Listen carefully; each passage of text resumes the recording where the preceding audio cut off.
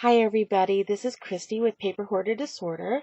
This is video number 1 for the decorating series for the 6x6 boxed accordion albums.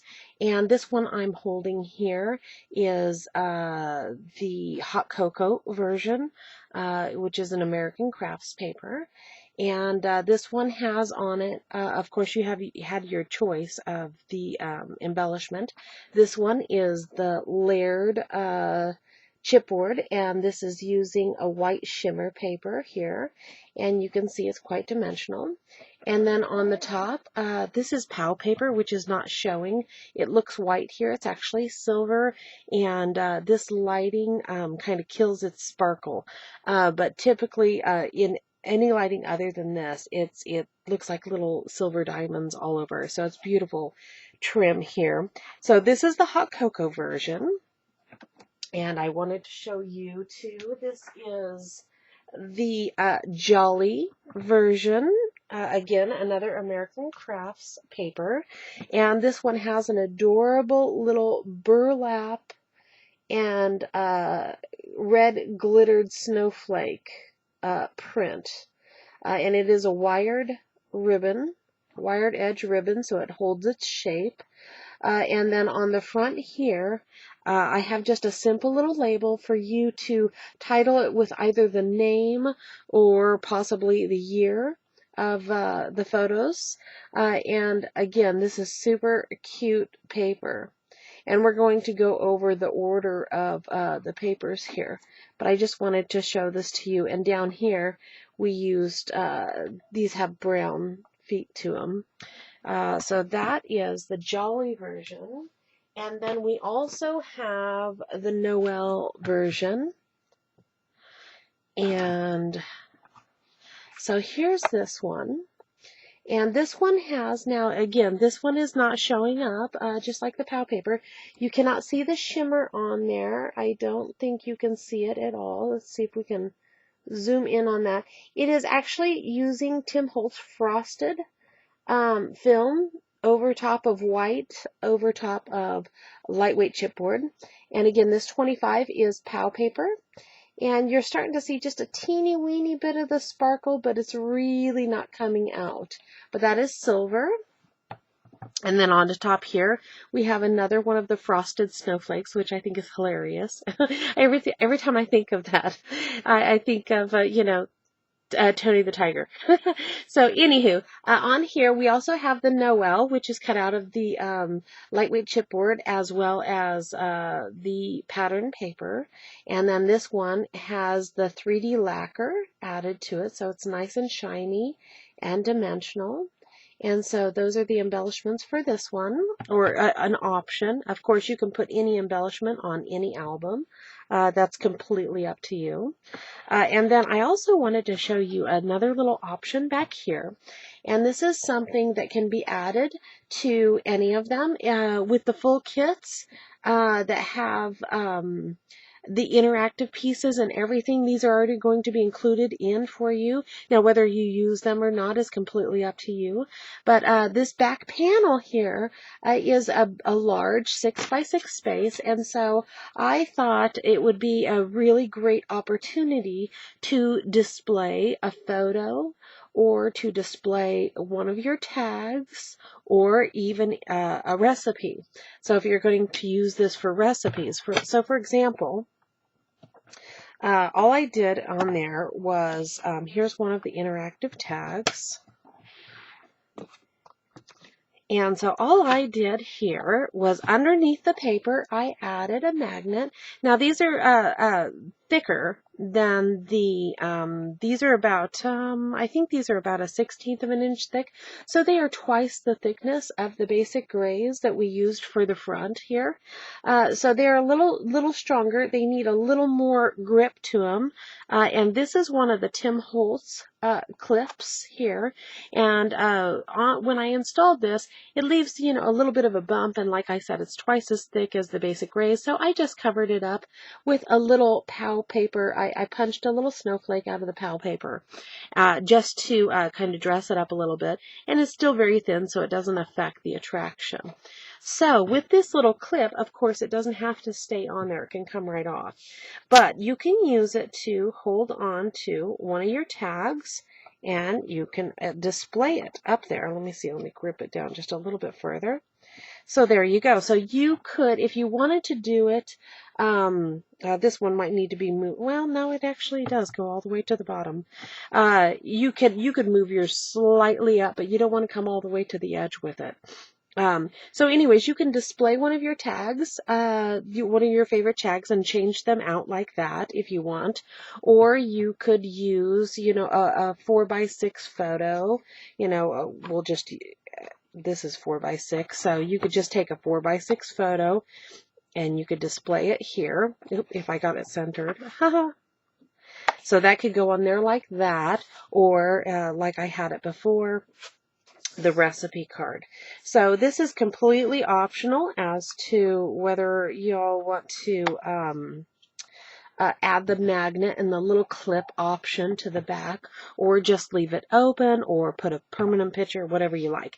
It's just something that I had thought of and wanted to offer up as an idea for you. So let's go ahead and get this back in here. So let's go ahead also and let's talk about some pulls for the tags. If you're not doing the full interactive like these, then excuse me just one second. If you are not doing the full interactives, you may want to consider dressing up your tags with a pull, and on this one, let's see, are they in here? Yes. So these are the plain pages of the plain tags, which are beautiful. They don't have the interactive, so it gives you a lot more options for space, and these come together much quicker than the fully interactives. So if you're gifting it away, and you just want a quick gift, this is probably the way to go. So on this one, in order to just kind of dress up the tag, I just used these little epoxy dots and just used a little glossy accents, and are actually the crystal 3D lacquer, and I just glued those on. They are adhesive, but I don't trust adhesive permanently, as you may well know. But on here, I did add a little bit of glossy accents for a more permanent bond. So you can see on here that they match perfectly because they're clear. So no matter where you put them, there they are, and they just work really, really well. So for example, look at this one right here. They're just really, really cute, and it's not focusing so well, but I wanted to show you that it looks really cute in there. And it's just an idea of to give them something to pull on, where to pull it from, and it'll decrease on the wear and tear of your tags, but for the most part, it just kind of dresses it up a little bit. It just kind of dresses up the plain tag on there. So that's an option there. Let's also go ahead and talk about another thing that you could add for your pull. Would be, there are some, now these were purchased from Hobby Lobby, and these have not been opened yet, but there are two versions here, and they're both snowflakes. One is glittered and one is not. So here are the Christmas ones. Now these would make really excellent little pulls. And they are connected pretty much.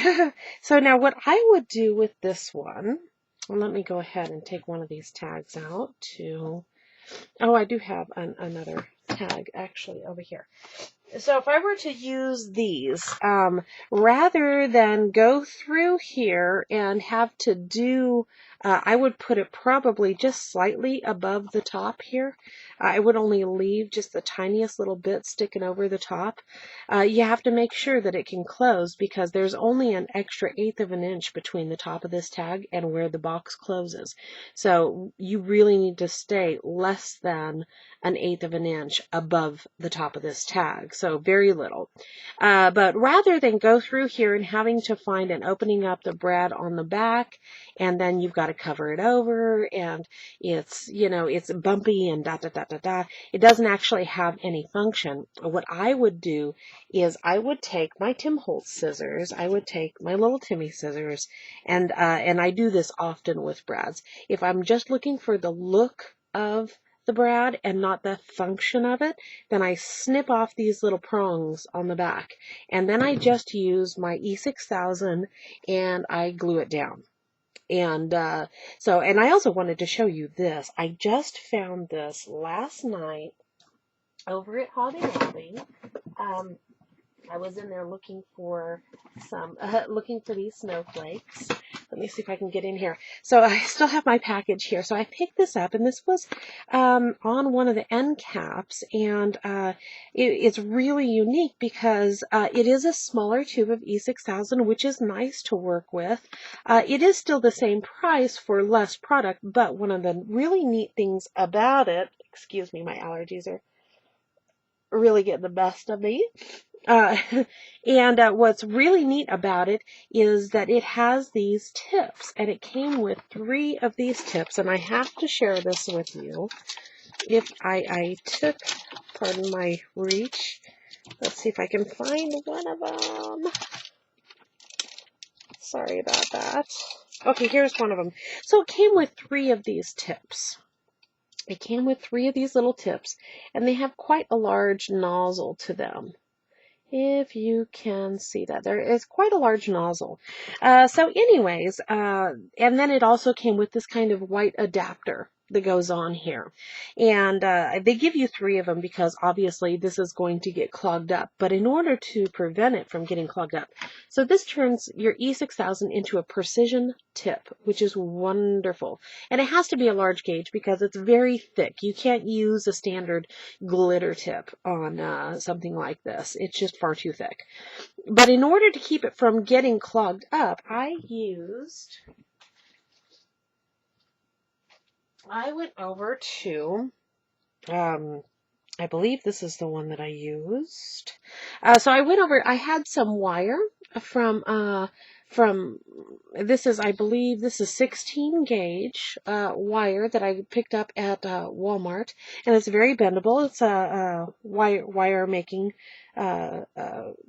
and I've just put it in there, so I don't know exactly how it will react, but this is my first test, so you're going to want to test this out yourself, because like I said, I just got this last night, so it's untested, but I'm very excited about it.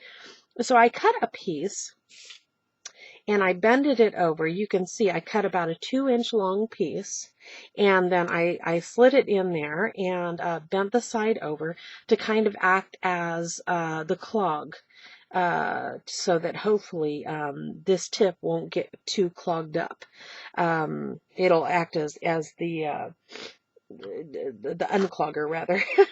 So anywho, so I wanted to share that with you, but that's how I would attach these little brads and these little pieces, is through E6000 rather than the backs of the prongs. So if you're out at Hobby Lobby or out and about, see if you can find one of these tubes. This is the 1 ounce tube, and it has this little container over here, which is hard to see, but this is where those 3 little tips were in, as well as that white tip. So keep an eye out for those, because I think that this has lots and lots of potential, and I always like to share my finds with you guys. So anywho, so there's that. So you could use these little brads, or these are very cute too. These do not have glitter, which would be better for maybe a more masculine type, or if you just don't appreciate the glitter. I mean, for example, the glitter is already on my mat just from that one teeny weeny little snowflake. So a lot of this glitter stuff, it does shed. So anyways, here's the little glitter one that's not showing so well. And then here is just kind of the enamel, the white enamel, which is not showing up.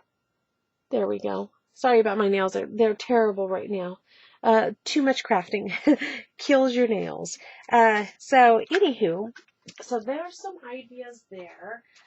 You could also use some of the gems, some flat gems.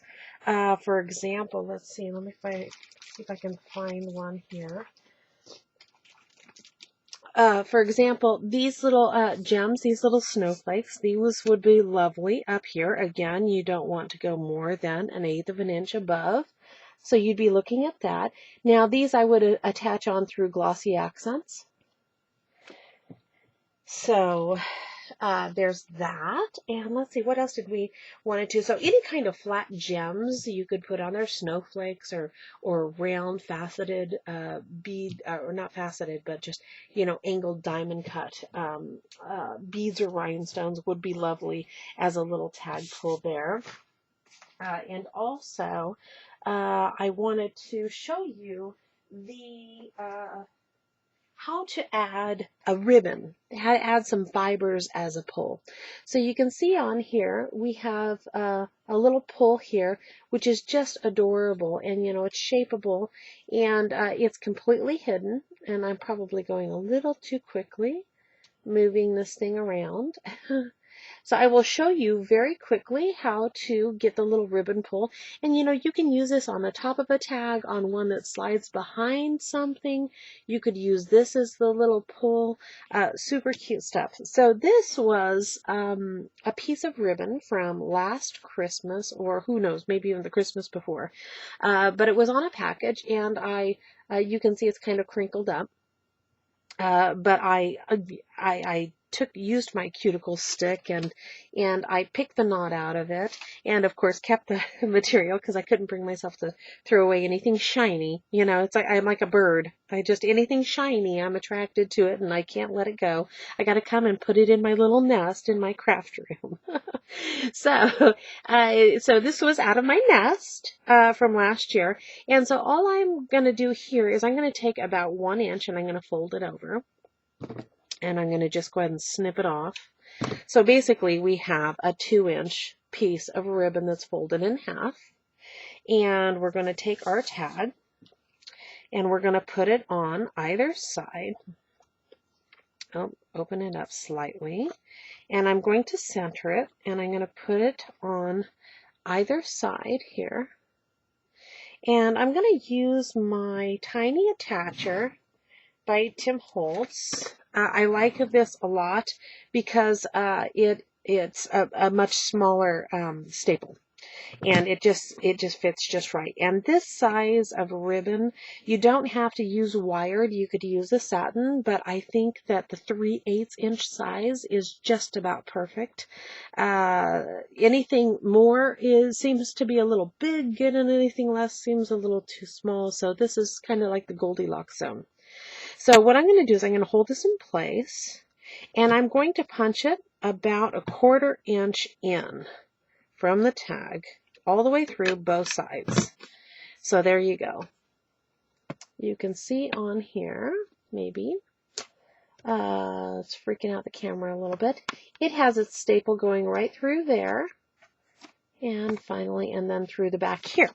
So all we're going to do now is I used my chomper, my 1/2 inch side, and I'm going to take my pattern paper. Now this one is a 3¼ inch by 4¼ inch, just for demonstration purposes. And I'm going to go ahead, and these pattern paper pieces are 3 inches by 4 inches. And so all I'm going to do here is I'm going to, because the glue is not the white glue, the Scotch Quick Dry is, boy, look how messy my desk is. It doesn't take long, does it, ladies? So the Scotch Quick Dry is not going to stick to the fabric, and so all I'm going to do is I'm going to run a tiny bit of the ATG, the dry adhesive, just right across where I know it's going to cover up, just to give a little bit of stick to that area. So let me find my, there's my glue. So I'm going to find my glue, and I'm going to put just on the paper, again, low enough to where I know it's going to where I know the pattern paper is going to cover up. So just on the paper, I'm going to add that so I know exactly where to put that. Then on here, I'm just going to go around the edges, and I'm going to go lightly on here. And I'm going to go ahead and stick it down, oops, right side up. And this is going to have about 1/8 of an inch border. And so I'm just going to go ahead and trace around where the dimension of that ribbon is and that staple. And I'm going to try to make the paper kind of bond around that area. And then I'm going to flip it over and I'm going to do the same thing. I'm going to add a little bit of dry adhesive that isn't sticking. Okay, so that's not sticking all that well. It doesn't, a lot of times the, whoops, it's unraveling a little bit on me. I caught it. Okay, so the other option is this. We could just take a little piece of score tape. ATG doesn't necessarily like to come out in tiny little increments, but the ATG, or the score tape, sure does. Has no problem at all with that. So I'm going to just put that right over top and take off the backing. And we're going to add our glue on the sides and down below, and then to the back of our pattern paper. This pattern paper that I'm using are leftover pieces from the North Pole Accordion album. Super cute paper. And I'll just put that on there. Again, we're going to kind of trace that area to make sure that we have a good bond of glue all the way up to the edges of where that ribbon is. And there we have our tag, and you can see it's real flat here. So all I'm going to do is take my cuticle stick, you know, my handy dandy cuticle stick tool, and I'm just going to slip it in there, and I was probably off camera, and I'm just going to kind of round that out, and look at how cute. So you can shape this to however you want. Again, you know, this one is, if this were going on the tag, this would be too tall because it is more than 1/8 of an inch above. So you'd want to, you know, make yours probably more like this tall if you're making them to go into the accordion albums. If they're coming out of the side of tags, you might have the room to do it like that, but you know, keep that in the back of your mind when you're going to install these. So no more than 1/8 of an inch above the tags that go into the full-size tags that go into the accordion album. So there is the ribbon version. And we're going to go ahead and take a break here, and our next video, I'm going to get all this kind of cleaned up a bit, and our next video is going to start with how to get your embellishments finished up and usable. So we will see you back here in just a bit.